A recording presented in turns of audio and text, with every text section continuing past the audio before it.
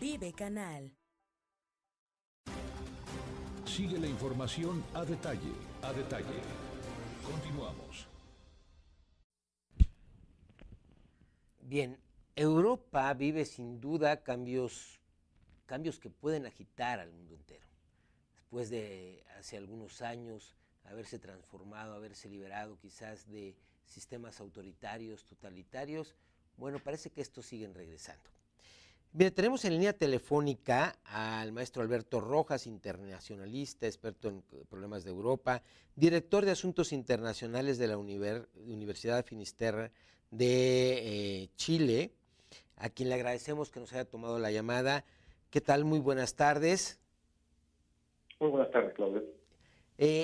Alberto, ¿qué es lo que está pasando en Polonia? ¿Qué está sucediendo que hizo regresar a Lech Wałęsa nuevamente a las manifestaciones? Bueno, quizás lo primero que habría que mencionar es que desde el año 2015 Polonia es gobernada por el Partido Nacionalista Ley y Justicia, que es un partido más bien conservador y de derecha, que tiene mayoría en ambas cámaras del Parlamento, y que este sábado básicamente votó por 55 votos a favor y 23 en contra, más 2 abstenciones, una reforma al Tribunal Supremo de Polonia. Este procedimiento tenía un paso más, que era la ratificación por parte del presidente polaco, que es Andrzej Duda. Sin embargo, el presidente decidió vetar 2 de las 3 leyes que conformaban este paquete de reformas, un poco haciéndose eco, por un lado, del malestar y el rechazo de la oposición, también de la ciudadanía. Ha habido numerosas manifestaciones, marchas por las calles de las principales ciudades polacas, y también se ha hecho cargo de la advertencia de la propia Unión Europea, a través de la Comisión Europea, en términos de que esta modificación, esta reforma al sistema judicial, implica un peligro en torno a la separación de poderes, pone en peligro el modelo democrático polaco. Al poner en peligro pues todo esto por lo que se peleó y se luchó en Polonia de alguna manera, es lo que provoca que regrese este símbolo de lo que fue en su momento solidaridad. Sin duda, Lech Wałęsa se hace cargo del ímpetu que genera esto, básicamente porque de llegar a puerto finalmente este paquete de reforma del sistema judicial polaco, permitiría que los gobiernos tuviesen la capacidad para designar jueces en este alto tribunal, y que muchos, tanto dentro como fuera de Polonia, lo ven como una debilidad, un debilitamiento, mejor dicho, de la separación de poderes propio de una democracia. Ahora, esta tendencia que hay a tener un poder absoluto, ya sea en el Ejecutivo, no solamente pertenece a Europa, también en América ya lo estamos viviendo, y lo hemos vivido con anterioridad. El mismo Chile es un ejemplo en cierto momento, en ciertas circunstancias. ¿Qué es lo que está provocando esto? Las ansias de poder, un cambio, una frustración. ¿Qué es lo que está provocando, sobre todo en Europa? ¿Qué es lo que lo está provocando? Yo creo que en Europa lo que tenemos es una combinación de elementos. Por un lado, tenemos todavía un continente que está afectado por la crisis económica que comenzó en el 2010 y que ha generado desempleo, insatisfacción, decepción por parte de la ciudadanía frente a los diferentes gobiernos que han intentado resolver esta situación, esta crisis que combina lo económico con lo social en muchos países. Lo vimos en Grecia, lo vimos en Italia, lo vimos en España también. Eso por un lado, y que ha abierto un flanco en el sistema democrático que ha permitido que muchos partidos nacionalistas, anti-europeístas, anti-inmigración, anti-globalización, tengan una oportunidad de llegar al gobierno. Algunos han estado más cerca que otros, sin duda. O sea, lo vimos en el caso de las elecciones francesas. Marine Le Pen pasó a segunda vuelta, pero no logró llegar al gobierno. Sin embargo, eso ya es un triunfo para el partido de Marine Le Pen, por ejemplo. Y esto, evidentemente, es un reflejo de la insatisfacción, la decepción, la frustración del electorado frente a los partidos políticos tradicionales. Y precisamente en este tipo de elecciones es que optan muchas veces por darle el voto a estos partidos, muchas veces minoritarios, como una forma de castigar a los partidos tradicionales. Bien, entonces, ¿hacia dónde caminaríamos o deberían de estar caminando los gobiernos, los sistemas, para evitar este ir hacia un autoritarismo, a un totalitarismo que sangra más que, pues, que las mismas visiones de los partidos políticos y sus actuaciones en este momento? Al menos desde la perspectiva de Sudamérica, por ejemplo, lo que hemos visto es básicamente un conjunto de casos de corrupción, como por ejemplo lo hemos visto en Brasil, también hemos visto casos similares en Argentina, en Chile también, en donde lo que ha quedado al descubierto es una trama de financiamiento ilícito de partidos políticos, de financiamiento ilícito de campañas, de pago de favores políticos a través de empresas importantes como Petrobras, por ejemplo en el caso brasileño. Y eso, en la medida que ha salido a la luz pública, ha generado un rechazo y una decepción enorme por parte de la ciudadanía. En ese contexto, los partidos políticos tradicionales están obligados o a reinventarse o a dar muestras muy claras, precisas y urgentes de que hay una voluntad real de cambiar eso, de, por ejemplo, dejar que la justicia actúe en contra de los responsables de estos casos de corrupción, que es un poco lo que hemos visto en Brasil, y que, por ejemplo, en un fallo de primera instancia ha condenado al expresidente Lula a 9 años y medio de cárcel, que ciertamente puede apelar. Pero, de algún modo, esta es la señal. También lo hemos visto en el caso peruano, en donde tenemos 2 expresidentes que están siendo procesados, precisamente uno, digamos, en Perú, y en el caso de Alejandro Toledo en ausencia, ya que se encuentra en Estados Unidos. Pero lo que estamos viendo es la voluntad de la justicia y de ciertos partidos políticos de no intervenir en este aspecto, sino que por el contrario, facilitar la acción de los tribunales. Ahora bien, esto también empuja a que emerjan estos populismos, de un lado derecha, de izquierda, pero esos populismos que a la larga hacen más daño.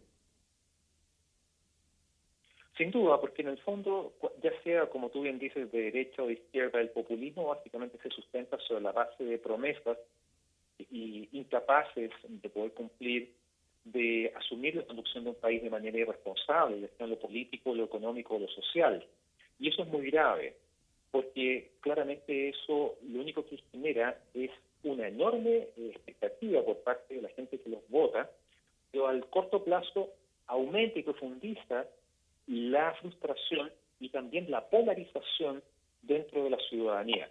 Y eso de algún modo entrampa cualquier posibilidad de cualquier gobierno de avanzar en la solución real a los problemas que está teniendo la gente en el día a día, como puede ser seguridad, salud, educación, pensiones, ¿no es cierto? Y sobre todo la sensación instalada de que la gente por la que está votando se está aprovechando de ellos y ocupa ciertos cargos simplemente con el interés de beneficiarse directamente.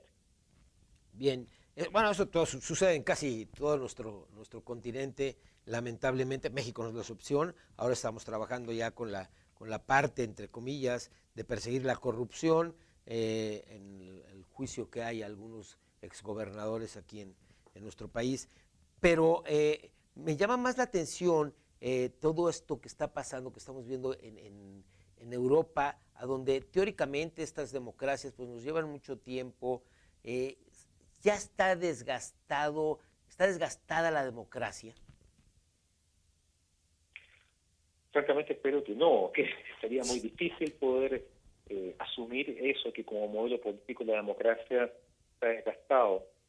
Yo creo que lo que hemos visto ha sido, como te decía, una combinación de elementos. O sea, por un lado, la situación crítica en términos de la economía.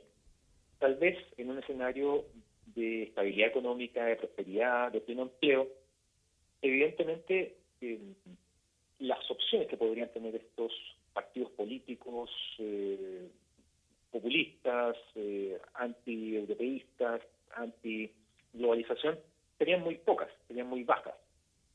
Sin embargo, en un contexto de crisis, es cuando mejor escenario encuentran ellos para magnificar su mensaje, su discurso y captar adeptos. Quiero pensar que esto es una situación transitoria, es como una curva.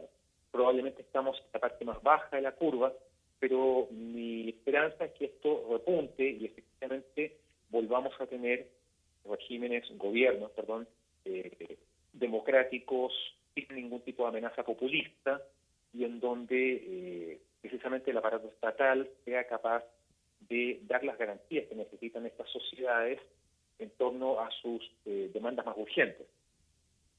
Al final de cuentas, el ciudadano se dará cuenta realmente de que se le hace más daño yendo por estos caminos populistas por un lado, por otros lados la tentación autoritaria de quien detenta el poder en cierto momento.